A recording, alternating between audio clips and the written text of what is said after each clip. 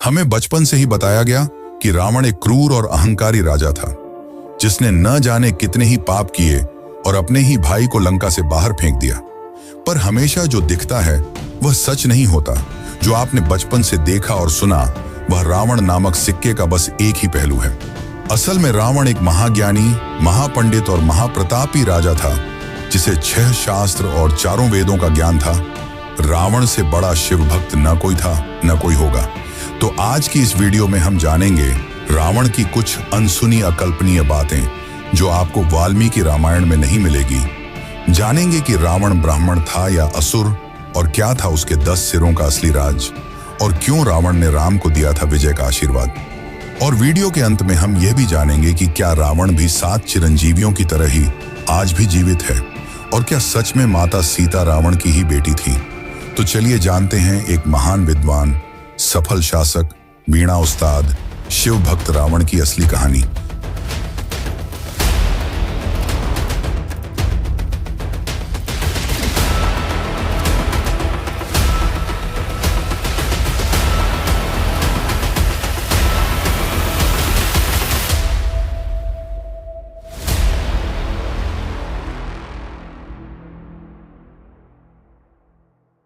रावण अपनी शक्तियों से तीनों लोकों को जीत चुका था। उसने यम को भी हराकर काल को बंदी बना रखा था। 9 ग्रह उसके पैरों के नीचे थे। इतना ज्ञान और शक्ति होने के बावजूद रावण अहंकारी था। दरअसल रावण के पिता ऋषि विश्रवा थे, जिनसे रावण ने शास्त्रों और वेदों को सीखा, जिसके कारण उसे महाज्ञानी और महापंडित कहा जाता है। वहीं उसकी माता कैकसी राक्षस कुल की थी, जिसके कारण रावण में राक्षसों वाले गुण भी थे। एक और इंटरेस्टिंग बात तो यह कि रावण ब्रह्मा जी के भी परपोते थे। रावण के दादा ऋषि पुलस्त्य ब्रह्मा के 10 बेटों में से एक थे। रावण ने अपने दोनों भाई कुंभकर्ण और विभीषण के साथ ब्रह्मा जी की कठोर तपस्या की। उसने हजारों सालों तक तपस्या की। रावण हर 1000 वर्ष समाप्त होते ही अपना एक सिर काटकर ब्रह्मा जी को अर्पित कर देता, और अंत में जब वो अपना 10वां सिर काटने वाला था, तब ब्रह्मा जी उसकी भक्ति से प्रसन्न हुए और उसे और उसके भाइयों को वरदान मांगने को कहा। रावण ने अमृता का वरदान मांगा, पर ब्रह्मा जी ने यह कहते हुए मना कर दिया कि यह सृष्टि के नियमों के अनुकूल है। तब रावण ने वरदान मांगा कि उसे दानव, देवता, किन्नर, नाग कोई न हरा सके, और अपने अहंकार में रावण ने मनुष्यों और वानरों को तुच्छ समझते हुए उनसे सुरक्षा नहीं मांगी, और इसी कारण यही उनके अंत का कारण बने। ब्रह्मा जी ने उसे वरदान देते हुए उसके 10 सिर भी उसे लौटा दिए, और अमृता के लिए अमृत विला दिया जो रावण की नाभि में था, और उसे चेतावनी दी कि यह अमृत विला सिर्फ अग्नि बाण से सुखाया जा सकता है, जो कि केवल श्री हरि विष्णु के पास है, तो तुम उनसे दुश्मनी मोल ना लेना। अब इसके बाद ब्रह्मा जी ने कुंभकर्ण को वरदान मांगने को कहा। कुंभकर्ण इंद्रासन यानी कि देवों का आसन मांगने वाला था, पर देवों के चाल से माता सरस्वती कुंभकर्ण की जीभ पर विराजमान हो गईं और इंद्रासन की जगह निद्रासन का वरदान मांग लिया। अंत में विभीषण ने आजीवन प्रभु की सेवा और भक्ति करने का वरदान मांगा, जिससे ब्रह्मा जी प्रसन्न हुए और उसे यह वरदान खुशी खुशी दे दिया।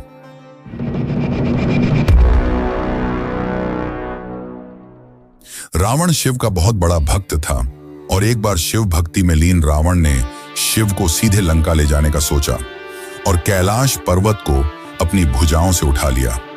और जब रावण ने ऐसा किया तो शिव क्रोधित हो उठे और अपने अंगूठे से पर्वत को दबा दिया। रावण पर्वत के नीचे दब गया और दर्द से चिल्लाने लगा। तब उसे अपनी गलती का एहसास हुआ और उसने अपनी भक्ति दिखाते हुए अपने हजारों हाथों में से एक हाथ तोड़ा और उसकी नसों से तार बनाकर उसे बजाने लगा। यही वह समय था जब रावण ने शिव को प्रसन्न करने के लिए शिव तांडव स्तोत्र लिखा था, जिसे आज भी यह दुनिया शिव को प्रसन्न करने के लिए गाती है। रावण की भक्ति से शिव प्रसन्न हुए और उसे अपनी चंद्रहास तलवार दी, और तब से ही रावण को सबसे बड़ा शिव भक्त माना जाता है।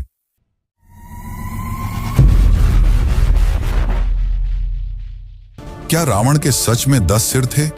इसे लेकर शास्त्रों में अलग अलग कहानियां मिलती हैं। कहा जाता है कि रावण को 6 शास्त्र और 4 वेदों का संपूर्ण ज्ञान था। जिसके कारण उसे दशानन या 10 सिरों वाला कहा जाता है। वहीं दूसरी ओर कुछ जगहों पर यह लिखा मिलता है कि रावण के पिता ने उसे 9 मणि वाली एक माला दी थी, जिसके कारण रावण के 10 सिर प्रतीत होते थे। रावण के 10 सिर उसके चरित्र को दर्शाते हैं। ये 10 सिर हैं काम, क्रोध, लोभ, मोह, मद, मत्सर्य, अहंकार और उसके सभी सिरों को संतुलन में रखते मुख्य 3 सिर बुद्धि, मनस और चित्त।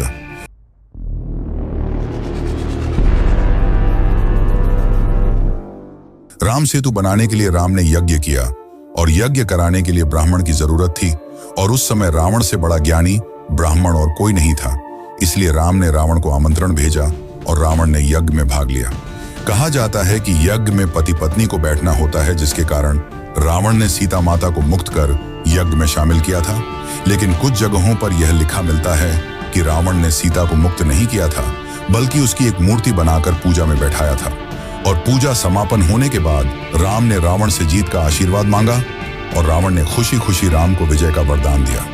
कहा जाता है कि रावण को अपनी मृत्यु का पहले से ही ज्ञान था और उसने ही अपनी मृत्यु का जाल रचा था।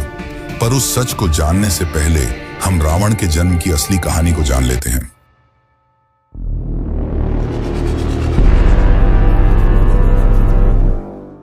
जय और विजय ये विष्णु के वैकुंठ लोक के 2 द्वारपाल थे और जब ब्रह्मा जी के 4 पुत्र विष्णु के दर्शन के लिए पहुंचे, तब जय और विजय ने उन्हें यह कहकर रोक दिया कि यह अभी विष्णु जी के आराम का समय है, जिससे क्रोधित होकर संत कुमारों ने उन्हें श्राप दिया कि उन्हें वैकुंठ लोक का त्याग करना होगा। और उनके इस श्राप से विष्णु जी भी सहमत हुए और उन्हें 2 विकल्प दिए कि या तो वे पृथ्वी पर विष्णु के भक्त के रूप में 7 बार जन्म लें या 3 बार विष्णु के दुश्मन के रूप में। विष्णु जी से जल्दी मिलने के लिए उन्होंने 3 बार उनका दुश्मन बनना स्वीकार किया और पहले जन्म में वे हिरण्याक्ष और हिरण्यकश्यप के रूप में जन्मे। हिरण्याक्ष को विष्णु के वराह अवतार ने मारा और हिरण्यकश्यप को नरसिंह अवतार ने। दूसरे जन्म में वे रावण और कुंभकर्ण के रूप में जन्मे, जिन्हें विष्णु के अवतार राम द्वारा मारा गया। तीसरे जन्म में वे शिशुपाल और दंतवक्त्र के रूप में जन्मे, जिन्हें श्री कृष्ण द्वारा मारा गया।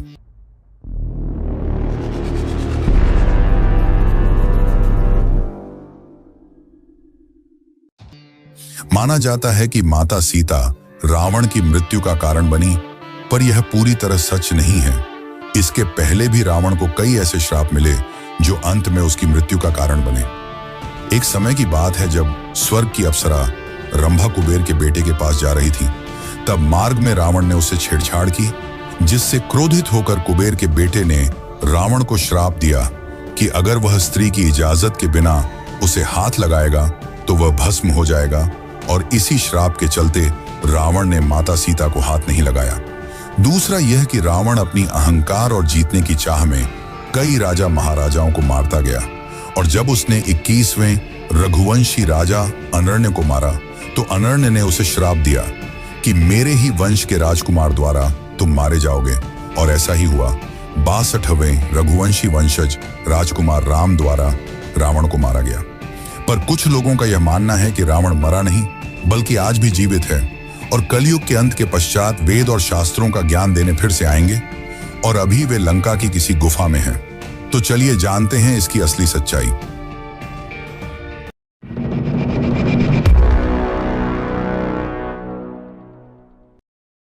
रावण तीनों लोकों को जीत चुका था और काल को भी बंदी बना लिया था।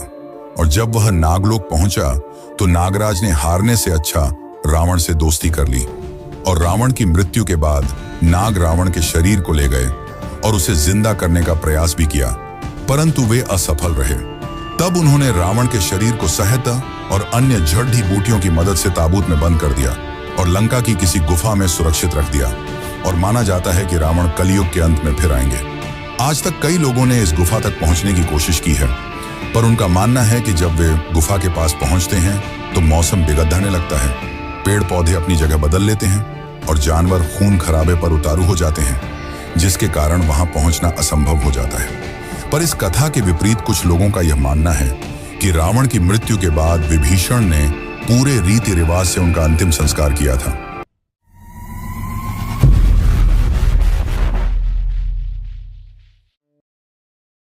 दरअसल रावण एक सफल शासक था जिसके राज में लंका ने सिर्फ विकास ही किया। रावण ने कई ग्रंथ और आयुर्वेदिक पुस्तकें लिखी। उसने रावण संहिता भी लिखी। पर माना जाता है कि रावण को भविष्य के दुखों का ज्ञान था और वह अपने कुल को इस दुख में नहीं देखना चाहता था, जिसके कारण रावण ने खुद जानबूझकर सीता का अपहरण किया ताकि श्री हरि विष्णु के अवतार द्वारा उनका और उनके कुल का उद्धार हो सके और सभी को मुक्ति मिल जाए। उस समय रावण से ज्यादा ज्ञानी और कोई नहीं था, इसलिए रावण के मरते वक्त राम ने लक्ष्मण को रावण से ज्ञान लेने को कहा और रावण ने लक्ष्मण को जीवन की 3 प्रमुख बातें बताई जिसे आप भी फॉलो करके जीवन में सफलता को प्राप्त कर सकते हैं। पर उन 3 बातों को जानने से पहले हम ये जान लेते हैं कि क्या सीता माता सच में रावण की ही बेटी थी।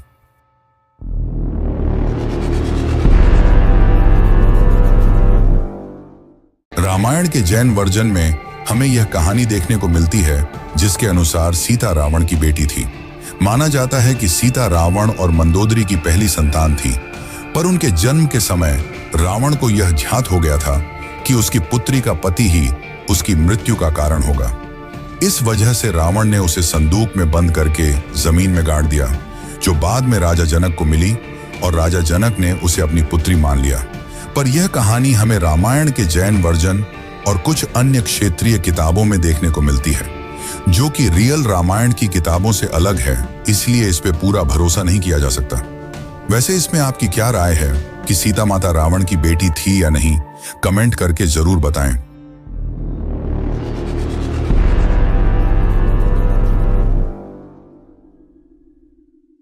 अब हम वह 3 बातें जान लेते हैं जो रावण ने लक्ष्मण को बताई, जिसे आपको भी अपने जीवन में उतारना चाहिए ताकि आप भी एक सफल इंसान बन सकें।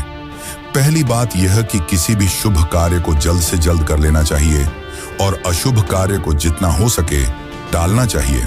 पर रावण ने राम को पहचानने में देर कर दी, जिसके कारण वह मारा गया। दूसरी बात यह कि अपने दुश्मनों को कभी कम नहीं समझना चाहिए, लेकिन रावण ने जब वरदान मांगा तो अपने अहंकार में उसने मनुष्यों और वानरों को तुच्छ समझते हुए उनसे सुरक्षा नहीं मांगी और वही उनकी मृत्यु का कारण बने। तीसरी बात यह कि अपने जीवन के रहस्य किसी को नहीं बताना चाहिए। रावण यहां भी चूक गया। विभीषण को उसकी नाभि में स्थित अमृत का राज मालूम था, जिसके कारण रावण मारा गया। तो ये हैं 3 बातें जो आपको भी जरूर ध्यान में रखनी चाहिए।